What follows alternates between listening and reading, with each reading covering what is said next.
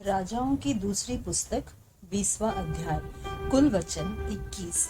उसकी बीमारी व रोग से विमुक्त होना।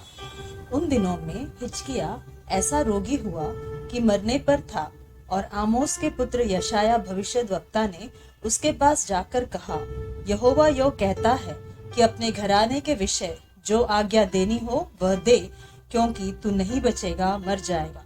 तब उसने भीत की ओर मुंह फेर यहोवा से प्रार्थना करके कहा, हे यहोवा, मैं विनती करता हूँ, स्मरण कर कि मैं सच्चाई और खरे मन से अपने को तेरे सम्मुख जानकर चलता आया हूँ, और जो तुझे अच्छा लगता है वही मैं करता आया हूँ। तब हिजकिय्याह बिलक बिलक कर रोया, और ऐसा हुआ कि यशायाह नगर के बीच तक जाने भी न पाया था कि यहोवा का यह वचन उसके पास पहुंचा कि लौटकर मेरी प्रजा के प्रधान हिजकिय्याह से कह कि तेरे मूल पुरुष दाऊद का परमेश्वर यहोवा यो कहता है कि मैंने तेरी प्रार्थना सुनी और तेरे आंसू देखे हैं। देख, मैं तुझे चंगा करता हूँ। परसों तू यहोवा के भवन में जा सकेगा, और मैं तेरी आयु 15 वर्ष और बढ़ा दूंगा, और अश्शूर के राजा के हाथ से तुझे और इस नगर को बचाऊंगा, और मैं अपने निमित्त और अपने दास दाऊद के निमित्त इस नगर की रक्षा करूंगा। तब यशायाह ने कहा, अंजीरों की एक टिकिया लो। जब उन्होंने उसे लेकर फोड़े पर बांधा, तब वह चंगा हो गया। हिजकिय्याह ने यशायाह से पूछा, यहोवा जो मुझे चंगा करेगा और मैं परसों यहोवा के भवन को जा सकूंगा, इसका क्या चिन्ह होगा? यशायाह ने कहा, यहोवा जो अपने कहे हुए वचन को पूरा करेगा, इस बात का यहोवा की ओर से तेरे लिए यह चिन्ह होगा कि धूप घड़ी की छाया 10 अंश आगे बढ़ जाएगी व 10 अंश घट जाएगी। हिजकिय्याह ने कहा, छाया का 10 अंश आगे बढ़ना तो हल्की बात है, इसलिए ऐसा हो कि छाया 10 अंश पीछे लौट जाए। तब यशायाह भविष्यद्वक्ता ने यहोवा को पुकारा, और आहाज की धूप घड़ी की छाया जो 10 अंश ढल चुकी थी, यहोवा ने उसको पीछे की ओर लौटा दिया। बाबुल वासियों के सम्मुख उसकी मूर्खता। उस समय बलदान का पुत्र बरोदक बलदान, जो बाबेल का राजा था, उसने हिजकिय्याह के रोगी होने की चर्चा सुनकर उसके पास पत्री और भेंट भेजी।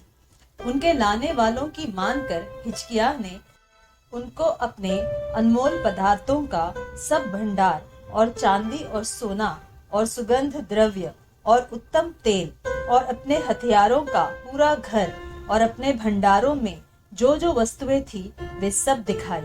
हिजकिय्याह के भवन और राज भर में कोई ऐसी वस्तु न रही जो उसने उन्हें न दिखाई हो। तब यशायाह भविष्यद्वक्ता ने हिजकिय्याह राजा के पास जाकर पूछा, वे मनुष्य क्या कह गए और कहाँ से तेरे पास आए थे?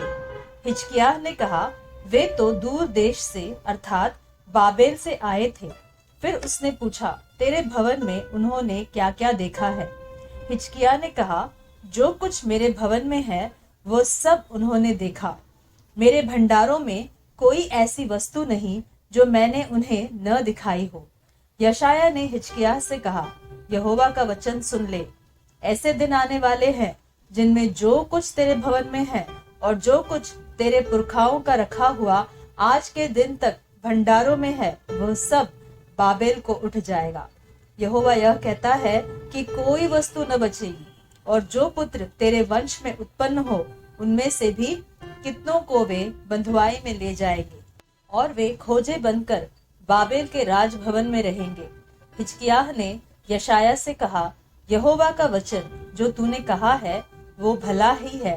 फिर उसने कहा, क्या मेरे दिनों में शांति और सच्चाई बनी न रहेगी?